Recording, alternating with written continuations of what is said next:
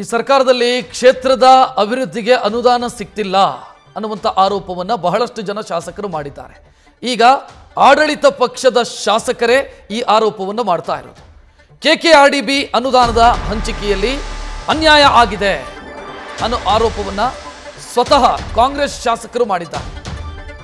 BJP ಅನುದಾನ ಅಥವಾ BJP ಸರ್ಕಾರ ಇದ್ದಾಗ ಕೊಟ್ಟಿರುವಂತ ಅನುದಾನ ಕಳೆದ 1.5 ವರ್ಷದಿಂದ ಕೆಲಸ ಆಗಿದೆ. ಹೊಸದಾಗಿ ಅನುದಾನ ಬರ್ತಿಲ್ಲ ಅಂತ ವಿಜಯನಗರದಲ್ಲಿ ಶಾಸಕ HR ಗವಿಯಪ್ಪ ಆರೋಪಿಸಿದ್ದಾರೆ. ಈಗಲಾದರೂ ಕ್ಷೇತ್ರದಲ್ಲಿ ಕೆಲಸ ಮಾಡೋದಕ್ಕೆ ಅನುದಾನ ಬೇಕು. ಕ್ಷೇತ್ರದ ಜನ ಕೇಳ್ತಾ ಇದ್ದಾರೆ ಅನುದಾನ ಕೊಡಿ ಅಂತ. ಅನುದಾನ ಇಲ್ಲದೆ ನಾನೇನು ಮಾಡಲಿ ಅಂತವರು ಅಸಮಾಧಾನ ತೋಡ್ಕೊಂಡಿದ್ದಾರೆ. ಉಸ್ತುವಾರಿ ಸಚಿವರು 25% ಅನುದಾನವನ್ನ ಮೀಸಲಿಡಬೇಕು ಅಂತವರು ಬಯಸಿದ್ದಾರೆ ಅಥವಾ ಒತ್ತಾಯಿಸಿದ್ದಾರೆ. ಭಾಳ ಡಿಸ್ಟ್ರಿಕ್ಟ್ ಡೆವಲಪ್ಮೆಂಟ್ಗೆ ಎದಕ್ಕಂದರೆ ಒಂದು 67 ಇಲಾಖೆಗಳಿದೆ. ಎಲ್ಲ ಇಲಾಖೆ ಹೊಸ ಜಿಲ್ಲೆ ಆಗಿರೋದ್ರಿಂದ ಎಲ್ಲ ಇಲಾಖೆಗಳಿಗೆ ಅವ್ರಿಗೆ ಇನ್ಫ್ರಾಸ್ಟ್ರಕ್ಚರು ಅವ್ರ ಆಫೀಸ್ಗಳು ಕಟ್ಕೊಡ್ಲಿಕ್ಕೆ ಅನುದಾನ ಬೇಕಾಗುತ್ತೆ. ಹೀಗೆ ನಾನಾ ರೀತಿಯಲ್ಲಿ ನಮ್ಮ ಜಿಲ್ಲೆ ಆದಮೇಲೆ ನಮಗೆ ಒಂದು ಫಂಡ್ ಫೆಸಿಲಿಟಿ ನನಗೋಸ್ಕರ ಕೇಳ್ತಾ ಇಲ್ಲ. ಇವತ್ತು ಬೇರೆ ಕ್ಷೇತ್ರಕ್ಕೆ ವರ್ಷಕ್ಕೆ 60, 70, 80 ಕೋಟಿ ಸಿಗ್ತಾ ಇದೆ. ನನಗೆ ಬರೀ ಒಂದು 10 ಕೋಟಿ ಸಿಗ್ತಾ ಇದೆ. 23, 24ಕ್ಕೆ ನನಗೆ ಸಿಕ್ಕಿರೋದೇ 22 ಕೋಟಿ. ಅದರಲ್ಲಿ 10 ಕೋಟಿ ಬರೀ ಆಸ್ಪತ್ರೆಗೆ, ಈ ರೋಡಿಗೆ, ಇವಕ್ಕೆ ಹೋಗ್ಯಾವ.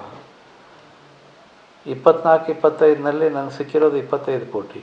ಅದು ಕೂಡ ಜಿಲ್ಲಾ ಆಸ್ಪತ್ರೆ ಕಟ್ಟಲಿಕ್ಕೆ, ಅದು 250 ಬೆಡ್ನಿಂದ 400 ಬೆಡ್ಡು ಮತ್ತು ಇವೆಲ್ಲ ಮಾಡಲಿಕ್ಕೆ ಅದಕ್ಕೆಲ್ಲ ಹೋಗೈತೆ.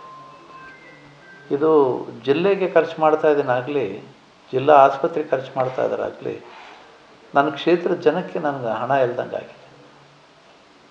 ಇವತ್ತು ನನ್ನ ಕ್ಷೇತ್ರಕ್ಕೆ ನನ್ನ ಜನ ಖರ್ಚು ಮಾಡಲಿಕ್ಕೆ ಅಟ್ಲೀಸ್ಟ್ ನನಗೊಂದು ಬಜೆಟ್ ಬೇಕು.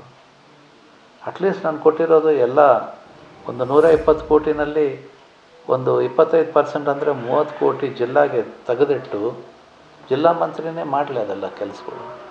ಭಾಳ ನನಗೆ ನಾನು ಇಂಟರ್ಫಿಯರ್ ಆಗಲ್ಲ ಅದನ್ನು. ಇನ್ನು ಉಳಿಕಿದ್ದು ಏನು 90 ಕೋಟಿ ಇದೆ. 90 ಕೋಟಿನಲ್ಲಿ ನಮಗೆಲ್ಲ ಒಂದು 20 ಕೋಟಿ ಕೊಟ್ಟರೆ ನನಗೊಂದು 30 ಕೋಟಿ ಸಿಕ್ಕಂಗಾಗುತ್ತೆ. ನನಗೂ ನನ್ನ ಕ್ಷೇತ್ರದಲ್ಲಿ ಜನ ನನ್ನ ಕೇಳ್ತಾ ಇದ್ದಾರೆ. ಇವತ್ತು ನಾನು ಆನ್ಸರ್ ಮಾಡೋಕ್ಕಾಗ್ತಾಯಿಲ್ಲ. BJP ಸರ್ಕಾರದಲ್ಲಿ ಮಾಜಿ ಶಾಸಕರು ಸಾಕಷ್ಟು ಕೆಲಸ ಮಾಡಿದ್ದಾರೆ. ಅವ್ರು ಮಾಡಿರೋದು ಸ್ವಲ್ಪ ನಡೀತಾ ಇದೆ ಇವಾಗ ತನಕ. ಈ ಬಗ್ಗೆ ಹೆಚ್ಚಿನ ಡೀಟೇಲ್ ಇಡೋದಕ್ಕೆ ನಮ್ಮ ಪ್ರತಿನಿಧಿ ಶಿವಾನಂದ್ ಫೋನ್ ಸಂಪರ್ಕದಲ್ಲಿ. ಶಿವಾನಂದ್, ಗವಿಯಪ್ಪ ಅವರು ಮಾತನಾಡಿದ್ದನ್ನು ಗಮನಿಸಿದ್ವಿ. ಬಿಜೆಪಿ ಸರ್ಕಾರ ಕ್ರೆಡಿಟ್ ಕೊಡ್ತಿದ್ದಾರೆ, ಮಾಜಿ ಶಾಸಕರ ಕಾಲದಲ್ಲಿ ಚೆನ್ನಾಗಿ ಕೆಲಸ ಆಗಿದೆ ಅಂತ ಹೇಳ್ತಿದ್ದಾರೆ. ಸೊ ಈ ಅಸಮಾಧಾನಕ್ಕೆ ಏನು ಕಾರಣ? ಗವಿಯಪ್ಪ ಅವರ ಈ ಪರಿಸ್ಥಿತಿಗೆ ಏನು ಕಾರಣ? ಖಂಡಿತ ರಕ್ಷಿತ್, ರಾಜ್ಯ ಸರ್ಕಾರ ಅಧಿಕಾರಕ್ಕೆ ಬಂದಾಗಲೂ ಕೂಡ ವಿಪಕ್ಷಗಳು ಗ್ಯಾರಂಟಿ ಯೋಜನೆಯಿಂದಾಗಿ ಸರ್ಕಾರಕ್ಕೆ ಆರ್ಥಿಕ ಹೊರೆಯಾಗಿದೆ. ಹೀಗಾಗಿ ಅಭಿವೃದ್ಧಿ ಕಾರ್ಯಗಳಿಗೆ ಸರ್ಕಾರದ ಖಜಾನೆಯಲ್ಲಿ ಹಣವೇ ಇಲ್ಲ ಅಂತ ಸಾಕಷ್ಟು ಬಾರಿ ಆರೋಪ ಸಹ ಮಾಡಿದ್ರು. ಆದ್ರೆ ಇದೀಗ 1.5 ವರ್ಷ ಪೂರೈಸಿ ಮುನ್ನಡೆಯುತ್ತಿರುವಾಗ ಆಡಳಿತಾರೂಢ ಸರ್ಕಾರದ ವಿಜಯನಗರ ಕ್ಷೇತ್ರದ ಕಾಂಗ್ರೆಸ್ ಶಾಸಕರಾಗಿರುವಂತಹ HR ಗವಿಯಪ್ಪನವರೇ ಇದೀಗ ಅನುದಾನದಲ್ಲಿ ವಿಜಯನಗರ ಕ್ಷೇತ್ರಕ್ಕೆ ಅನ್ಯಾಯವಾಗಿದೆ ಅಂತ ಹೇಳೋದ್ರ ಮೂಲಕ ತಮ್ಮ ಅಸಮಾಧಾನ ಹೊರ ಹಾಕಿರೋದು. ಈಗ ಸರ್ಕಾರವನ್ನು ಸಾಕಷ್ಟು ಮುಜುಗರಕ್ಕೆ ಈಡು ಮಾಡಿರ್ತಕ್ಕಂಥದ್ದು. ಏನು ಕಲ್ಯಾಣ ಕರ್ನಾಟಕ ಅಭಿವೃದ್ಧಿಗೋಸ್ಕರ ಸರ್ಕಾರ ಸತತ ಸಾಲಿನ 5,000 ಕೋಟಿ ರೂಪಾಯಿ ಅನುದಾನ ಮೀಸಲಿಟ್ಟಿದೆ. ಆ ಅನುದಾನದ ಪೈಕಿ ವಿಜಯನಗರ ಜಿಲ್ಲೆಗೆ ಒಟ್ಟು 348 ಕೋಟಿ ರೂಪಾಯಿ ಅನುದಾನವನ್ನು ಕೂಡ ಬಿಡುಗಡೆ ಮಾಡಿರ್ತಕ್ಕಂಥದ್ದು. ಈ ನಿಟ್ಟಿನಲ್ಲಿ ವಿಜಯನಗರ ಜಿಲ್ಲೆ ವ್ಯಾಪ್ತಿಗೆ ವಿವಿಧ 5 ಕ್ಷೇತ್ರ ಬರುತ್ತೆ. ಆ ಕ್ಷೇತ್ರಗಳಿಗೆ ಒಂದರಲ್ಲಿ ಬಿಜೆಪಿ ಶಾಸಕರು, ಮತ್ತೊಂದರಲ್ಲಿ JDS ಹಾಗೂ ಪಕ್ಷೇತರ ಶಾಸಕರು ಒಬ್ಬರಿದ್ದಾರೆ. ಏನು ಅಂತ ಇಬ್ರು ಹೊಸಪೇಟೆ ಹಾಗೂ ಕೂಡ್ಲಿಗಿಯಲ್ಲಿ ಕಾಂಗ್ರೆಸ್ ಶಾಸಕರು ಇರ್ತಕ್ಕಂಥದ್ದು.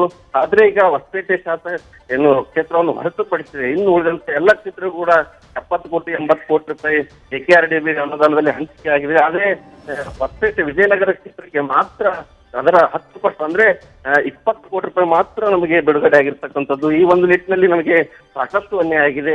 ಹೀಗಾಗಿ ಕಳೆದ ಬಿಜೆಪಿ ಶಾಸಕರ ಆನಂದ್ ಸಿಂಗ್ ಇದ್ರು ಮಾಜಿ ಶಾಸಕರು, ಆ ಅವಧಿಯಲ್ಲಿ ಬಿಡುಗಡೆಯಾದಂತ ಅನುದಾನದಿಂದ ಈಗ 1.5 ವರ್ಷದಿಂದಲೂ ಕೂಡ ಕೆಲಸ ಆಗಿದೆ. ಆದ್ರೆ ಈಗ ಮುಂದೆ ನಾನು ಕೆಲಸ ಮಾಡ್ಬೇಕಾದ್ರೆ ಅನುದಾನ ಬೇಕಾಗುತ್ತೆ.